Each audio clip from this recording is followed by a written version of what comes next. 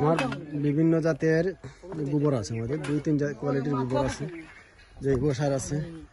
একটা এক জাত গোবর, এটা বেশ শুকনো, আমাদের গ্রাম্য কাঁচা গোবর, একদম কাঁচা গোবর আমরা শুকাইছিলাম এগুলো। এটা সেটা ছিল যে খামারি গরুর গোবরটা, সেটা গর্তের মধ্যে ছিল। এখন সেই গোবরটা একদম শুকনো জোরজোড়া, আর এটা কাঁচা গোবরটা খায়, সেটা আমরা কী করছি, শুকাই আমরা করছি। এখন নিচে দিয়েছি জৈব সার, এরপরে গোবর সার এরকম, তারপরে রাসায়নিক সার যেটা আছে।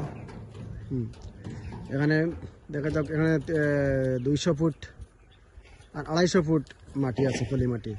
250 ফুট পলি মাটির মধ্যে এগুলো এখন মিক্স করছি। দেখে আমরা পাতাঙ্গ বস্তা 250 ফুটে কতটা বস্তা হয়।